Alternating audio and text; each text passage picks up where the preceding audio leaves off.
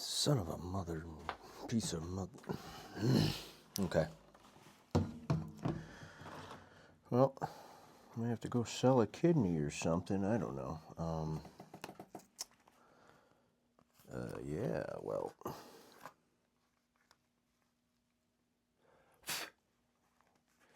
I know you saw that fly out of there. Drumheads are expensive. They've gotten more expensive, excuse me.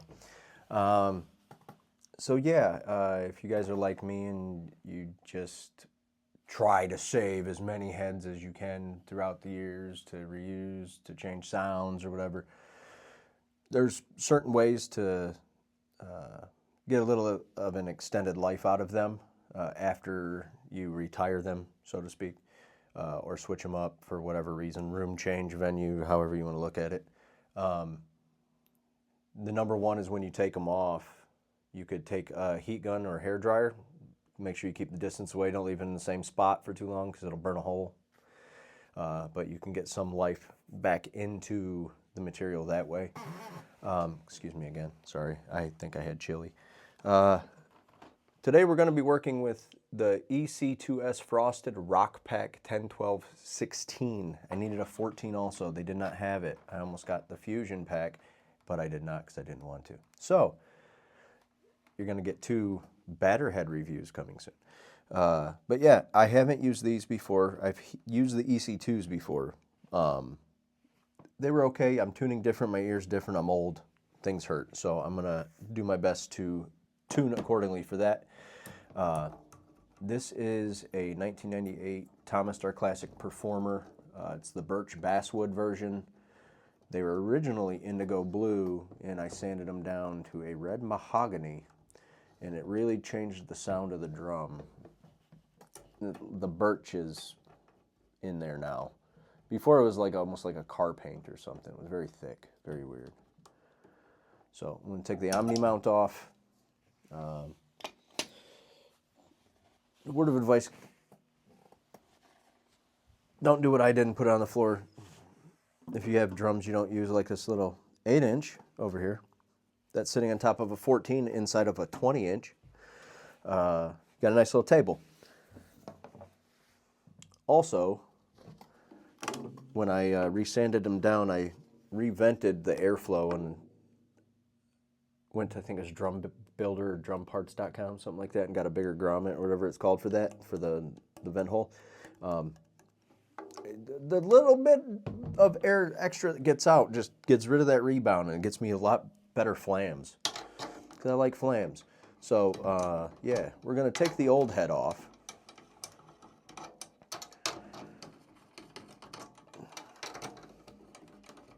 One lug at a time. I'm all for like efficiency and using tools and stuff, but I think if you have the time, just chill. This is very like therapeutic to take these things off. It's frustrating, but tests of patience ultimately are. Like, force yourself to drive in the slow lane to work next time. Tell me how your day goes. Old. Paper towel. So I'm going to rub that bearing edge to try to free up anything that might be on there. And the sides. You could also take the tiniest little bit of white lithium grease. You can get it at Auto Shop. I don't think I have any here, or I might.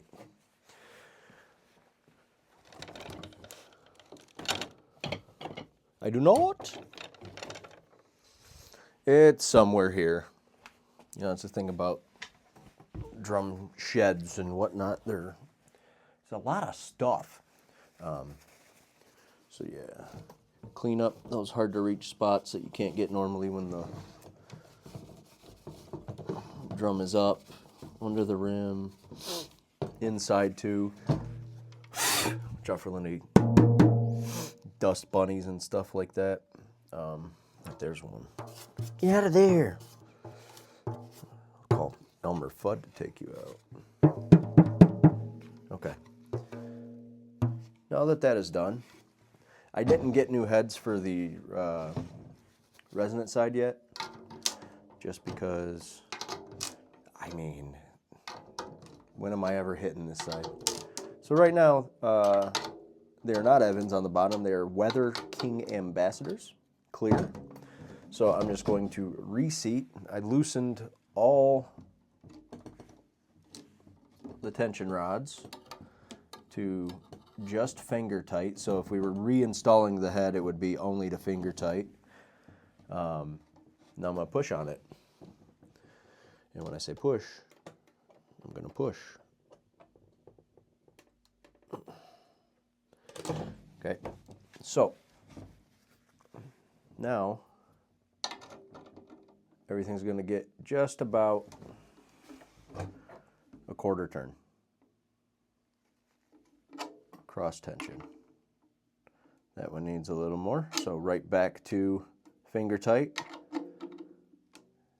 then a quarter turn. Next to it, quarter turn. Cross from it, quarter turn.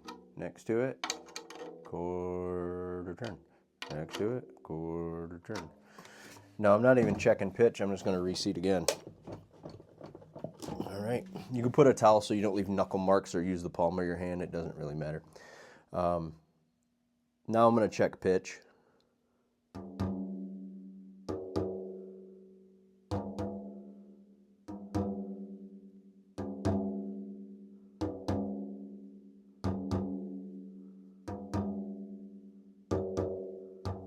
So those two right there sound like garbage. About 1/8 of a turn, so about half of what that was. Previous one.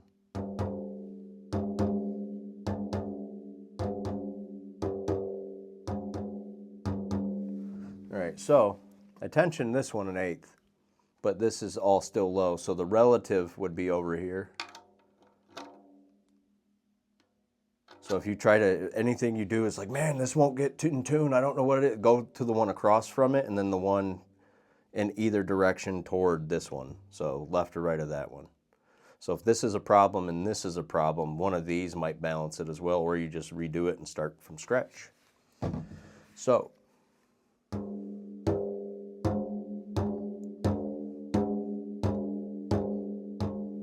still a little poopy.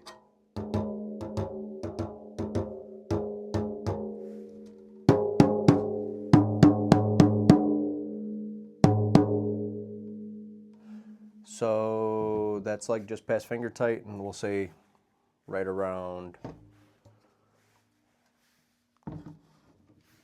half a turn, to be fair, for the Rezo head. Time for the batter head. Ooh, never seen what frosted was. It's used to them coated ones. So, yeah. I do think that if you got a sound in your head that you can't find, you're like, man, I really wish I could sound like X, Y, or Z drummer. Figure out what heads they use, and then go to the store and just see if you like the tone. This is a relatively low tone. I like tuning low. I like the sound of, like, you know, Slayer, Diablos, and Musica, or like Pantera, any of Pantera. So something that's really low and deep, Immolation, bands like that, where they're not flappy, but they're controlled with what they're doing, and it just lets everything else breathe. You could go crazy with all the other instruments, and the drums can just sit back and kind of fill that low gap. So there is some play in this head, so the tolerance isn't as tight from the Evans EC2 frosted onto my Tama. It could be the fact that they got sanded a little bit, so some of the diameter of the drum is gone. I'm going to do the same thing here. If I had the lithium grease and I had time, I would take these out, pinch them really good in the paper towel, and just give them a couple turns, and it'll start getting rid of some of that soot that gets built up after time. I try to not use Vaseline on the threads because it kind of it tracks more dust than the white lithium grease does, and the white lithium grease just has a better feel overall. I notice it doesn't gunk up and all that. So now the fun part. Omni mount. You got these things. So now I got to figure out, oh, how can I show off the logo? Which I'll probably mess it up anyway. But that's okay. So, yeah, I think I'm about there with that. Now this step is the process of seating and all that's going to be exactly the same for the top head and the batter head. So I'm just going to start to get them somewhat going so I can get it centered and get rid of some of that tolerance issue, which would potentially make it detune or make a section of the drum sound different than the other section. So basically the point of all this is to pretty much get all of the tension even and focused to the center of the drum. So if everything is imbalanced and you hit in that middle, you shouldn't get a whole lot of that noise if the relation between the top head and the bottom head are close enough to cancel it out. So that's why I think relative pitch is important. Figure out the tone you're looking for and make sure that you can ride that all the way down from your highest tom to your lowest tom, also including your bass drum, because you have to have somewhat of a relative pitch for all of them, I think. Otherwise, the conversation's going to be one-sided and it's going to sound like half of your drum set's communicating with only part of your other half. So these are just my opinions, but what the hell do I know? Ooh, yeah, you hear that? That's a good sound. That's what you want to hear. So, put some weight into it. Simon Phillips stands on it, but I don't know how tall he is. I think he's like 5'2" and 130 pounds. I'm not that. I mean, I'm not far from it, but I'm not that. So, yeah, we are going to, once again, check for finger tight. And if some stuff is moving, I'm just going to give it that tiny little nudge to get it back just past finger tight so they're all about the same. Now, let's check it. So that's flappy now, but, you know, there's still a place for it. I'm going to do a little test. It might be a volume warning. 3, 2, 1. Okay, it's got that spike and then the decay. But there's still... It's got whatever you want to call... I forget, I don't know what that's called. Someone in the comments, I hope, will tell me because it's probably in the Urban Dictionary and I don't read that. Ooh. That was right off the bat. Trash. So we didn't go around and do the whole quarter thing, but this is where, like, you know, seating and all that comes into play.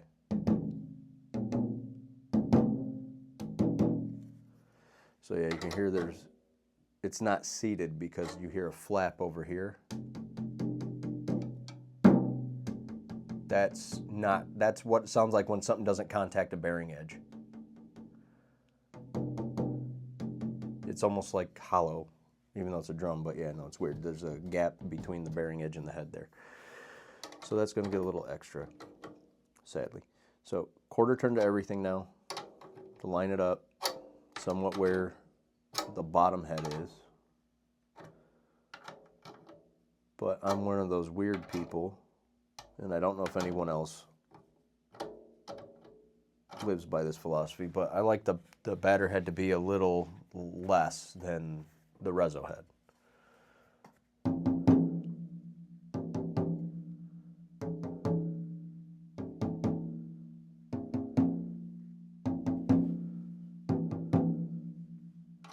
So I'm going to take these two high ones down because the majority are in the low and they're across from each other, so they're in relation. I don't know which one's which, so I will detune past that note and then back up to it.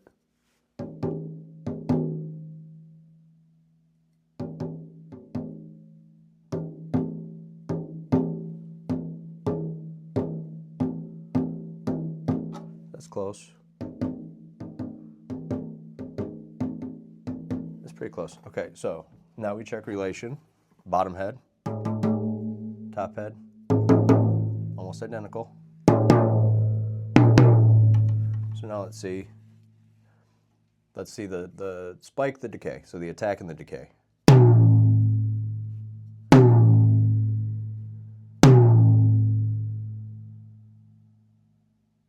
Pretty good. So, Pressomatic 5000. Yep, there it goes again. Okay. Now, we can hope that that was the last one. Usually it takes 2 to 3 depending on what the drum is. Bass drums more so because they're bigger.